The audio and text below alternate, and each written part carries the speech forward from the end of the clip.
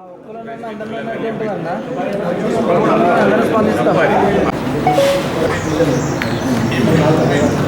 గంటలకు క్యాన్సిల్ చేసాం. 7 గంటలకు క్యాన్సిల్ ఎందుకు చేసారు అసలు? ఉంటాయి నేనే అర్థం అంటే అన్న మేము అడుగుదాం అనుకున్నాం సార్. మీరు అడుగుతాం మేము బదనమవుతాం. మీరు చెప్పినప్పుడు మేము బదనం కామా ఖండించడం అన్న, దాన్ని ఖండించడం ఎంఆర్పిఎస్ నుండి కూడా ప్రెస్ మీట్ పెట్టించడం అన్న. ఎవరెవరు కానీ అడుగుతాం కానీ వాళ్ళని కూడా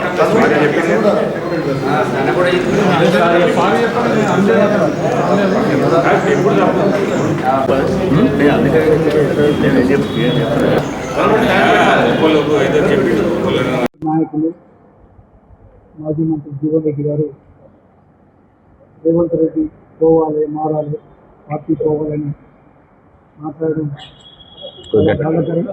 సుదీర్ఘంగా జగిత్యాల నియోజకవర్గాన్ని ఆధిపత్యాన్ని చెలాయించారు.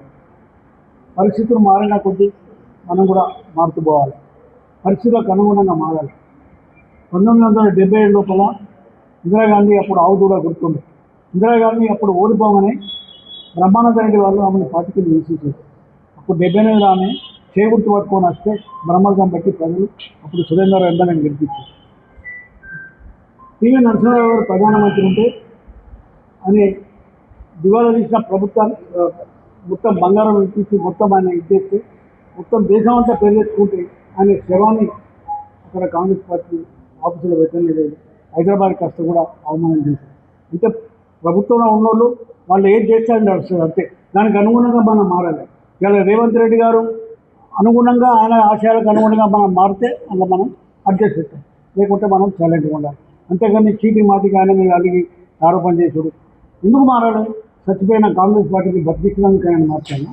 ఇక్కడ కాంగ్రెస్ పార్టీ లేదనుకునే పరిస్థితుల్లో రేవంత్ రెడ్డి గారు పిసిసి ప్రెసిడెంట్ అయ్యి ఇలా తెలంగాణ రాష్ట్రంలో అధికారాన్ని తీసుకొచ్చి కేసీఆర్ పెట్టిన పథకాలన్నీ అమలు చేసుకుంటూ ఒకరోజు వెనుక ముందు కంప్యూటర్ లేకుండా ఒకరోజు వెనుక ముందు తీసుకుంటూ మళ్ళీ కొత్త పథకాలు ఇలా ఉచిత బస్సు కానీ, సిలిండర్ కానీ, 200 యూనిట్ల కరెంటు కానీ, 5 లక్షల ఇల్లు కానీ, ఎన్నో స్కీములు కొత్త స్కీములు ప్రవేశపెట్టుకుంటూ పాతవి కూడా, ఎందుకంటే గత ప్రభుత్వంలో 2 లక్షల కోట్ల అప్పుల మిత్రులు కట్టుకుంటూ ఇవన్నీ చేసుకుంటూ ఆయన నిరంతరం రోజు 16 గంటల పనిచేస్తుంటే ఆయన మీద ఎప్పుడు అవాకులు చౌకులు పెంచుకుంటూ మరి ఆయన ఇప్పుడు పార్టీ రాజీనామా చేసి పోయి కూడా ఇంకా కాంగ్రెస్ పార్టీని విమర్శిస్తున్నారు.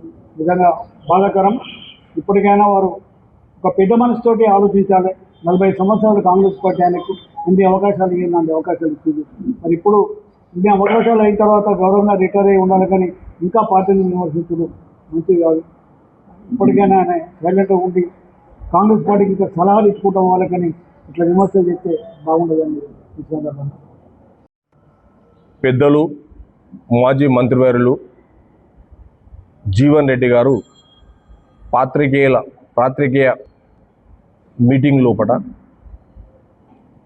మార్పు రావాలి, రేవంత్ పోవాలనే నినాదంతో మాట్లాడడం జరిగింది.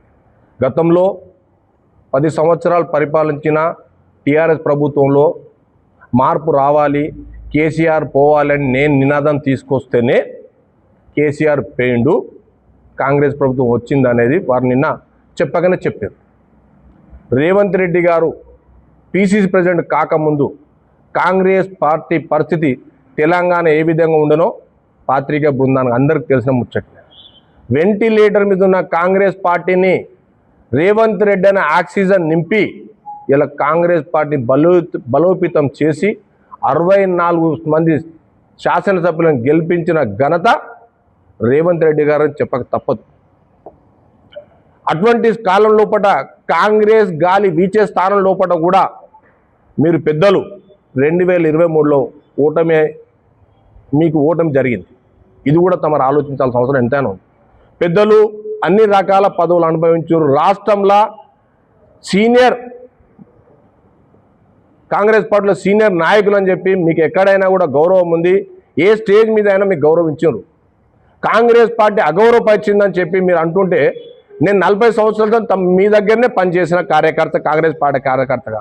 సరే, నాకైతే మిమ్మల్ని ఎక్కడ అవమానించినట్టు ఇబ్బంది పెట్టినట్టయితే నాకు కనబడలేదు. మీరు ఏ పద్ధతిలో అయితే 64 సీట్లు కాంగ్రెస్ అధికారం వచ్చినప్పుడు 2023లో కాంగ్రెస్ ప్రభుత్వాన్ని మాజీ ముఖ్యమంత్రి వారు పెద్దలు కేసీఆర్ గారు కానీ కేటీఆర్ గారని హరీష్ రావు కానీ రేవంత్ రెడ్డి 3 నెలలు ఉంటాడు 4 నెలలు ఉంటాడు ఈ వారం రోజులైతే తీసేస్తాం మేము కొనేస్తామని వాళ్ళు ఆ మాట అన్నప్పుడు దీన్ని కేంద్ర ప్రభుత్వం ఉన్నటువంటి భారతీయ జనతా పార్టీ ఎప్పుడైతే మైనారిటీ ప్రభుత్వం అవుతుందో మేము రాష్ట్రపతి పాలన పెడతామని అన్నప్పుడు మాత్రమే ఏఐసిసి నిర్ణయం మేరకు రేవంత్ రెడ్డి గారు ఒక్కరే నిర్ణయం తీసుకోలేదు. ఏఐసిసి ఆల్ ఇండియా కాంగ్రెస్ కమిటీలో తీర్మానం చేసి ఎవరైతే వస్తే ఇది బీఆర్ఎస్ పార్టీ నుంచి ఎవరైనా గెలిచిన ఎమ్మెల్యేలు ఎవరు వచ్చినా మనం స్వాగతిస్తాం, పార్టీలో వారికి సముచిత న్యాయం చేసి పార్టీని కలుపుకొని మన కాంగ్రెస్ పార్టీని నడిపించాలని నిర్ణయం మేరకే 10 మంది ఎమ్మెల్యేలను తీసుకోవడం జరిగింది.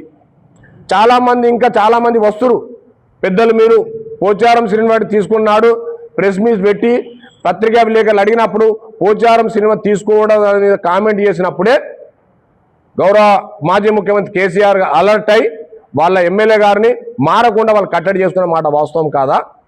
కాంగ్రెస్ పార్టీలో వేం నరేందర్ రెడ్డి పాత్ర ఏమన్నప్పుడు పిసిసి ప్రెసిడెంట్ రేవంత్ రెడ్డి ఉన్నప్పుడు వేం నరేందర్ రెడ్డి గారే పక్కనే ఉండి సలహాలు ఇచ్చుకుంటూ ఏం చేయాలి ఏం కథ వారు ఏదైతే కాంగ్రెస్ పార్టీకి ప్రచారంలో అవసరం పడుతుందో ఇంధన అటువంటి సమకూర్చిన వేం నరేందర్ రెడ్డి గురించి మీరు మాట్లాడితే సలహాదారు అని ఏం సలహాలు ఇస్తే కాంగ్రెస్ పార్టీ వచ్చిందంటే గౌరవం ఉంటుందా? వారి సలహా మేరకు రేవంత్ రెడ్డి గారి కృషి మేరకు మీలాంటి పెద్దల నాయకత్వాన్ని బలపరిచే విధంగా మీరు అందరు చేసిన కష్ట ఫలితమే కాంగ్రెస్ పార్టీ 10 సంవత్సరాల తర్వాత అధికారంలోకి రావడం జరిగింది.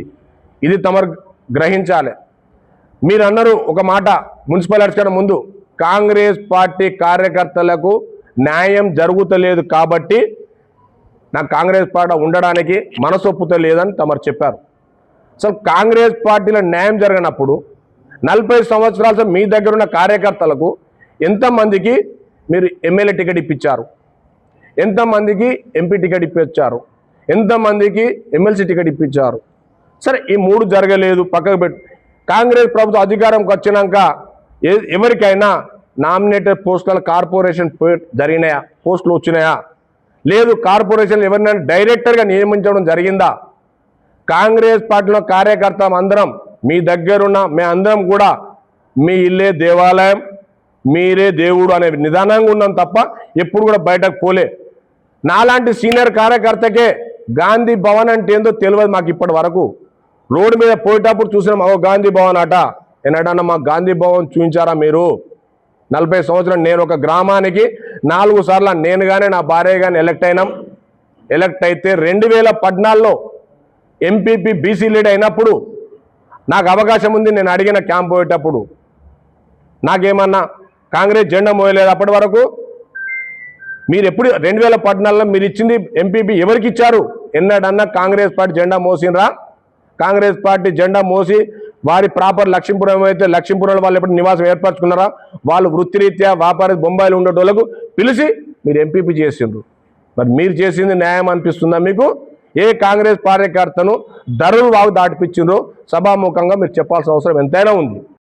మీరు అంటే అవినీతి ఉంటే నేను ప్రోత్సహించున్నాను అయితే మీ ఇంట్లో అవినీతి లేనప్పుడు నేను ప్రోత్సహించున్నాను ఎట్లయితే బయటకు రాగానే 3 నెలలకే 40 ఏళ్ళు మీ గడపల్లో పెరిగినా మీరు ఏది చెప్తా పని చేసినా ఏడ కూర్చోమంటే ఆడ కూర్చున్నా మీకైతే ఎప్పుడు వ్యతిరేకం చెప్పలే. ఏమైనా వ్యతిరేకించినామంటే దారుకుడులో వ్యతిరేకించిన మనం మాత్రమే వ్యతిరేకించుకున్నాం.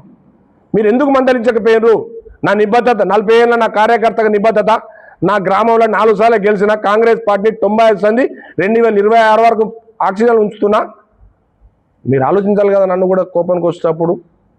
దయచేసి పెద్దలు విఘ్నులు మీరు ఎప్పుడు కానీ మేము మీ శ్రేయోభిలాషులమే. ఇప్పటికైనా కాంగ్రెస్ పార్టీని మీరు రాజీనామా చేసిండ్రు. మీరు ఆలోచించినట్టయితే గౌరవంగా ఉంటుంది. మీరు ఏమాత్రం అవకాశం ఉన్నా కాంగ్రెస్ పార్టీతో పనిచేసినట్టయితే మీ గౌరవం మీకు ఉంటుందని ఈ సభ పాత్రికేయ బృందం తరఫున జగిత్యాల మొట్టమొదటి మీటింగు దీన్ని మీరందరికీ విజ్ఞప్తి చేస్తూ ముందుకు తీసుకుపోవాలని కోరుకుంటూ నాకు అందరికి దండం. నమస్తే. జై హింద్, జై కాంగ్రెస్. కాంగ్రెస్ పార్టీ అని చెప్పింది. మీరు ఎమ్మెల్యే ఓడిపోయారు, ఎంపీ ఓడిపోయారు, CM relief fund login CM relief fund login రాష్ట్రంలో ఓడిపోయిన వాళ్ళకి ఎవరికి ఇవ్వలేదు. మీరు కోరుకున్నారు కాబట్టే సీఎం రిలీఫ్ ఫండ్ లాగిన్ మీకును మీ తరఫున మీకు ఇస్తున్నాం కాబట్టి సింగిల్కి ఇచ్చినట్టు వ్యతిరేకం వస్తుందని చెప్పి గౌరవ పిసిసి ప్రెసిడెంట్ కావచ్చు, గౌరవ రేవంత్ రెడ్డి ముఖ్యమంత్రి గారు కావచ్చు, ముగ్గురికి లాగిన్ ఇచ్చింది నిజం కాదా? ఓడిపోయిన వాళ్ళకి ఎక్కడో లాగిన్ ఇవ్వలే. మీకు ఇచ్చిందంటే మీకు ఎమ్మెల్యేతోటి సముచిత స్థానం ఉంచినట్ట కాదా? దయచేసి మీరు ఆలోచించాల్సిన అవసరం ఏమంటనే ఉంది. థ్యాంక్ యూ అన్న, థ్యాంక్ యూ.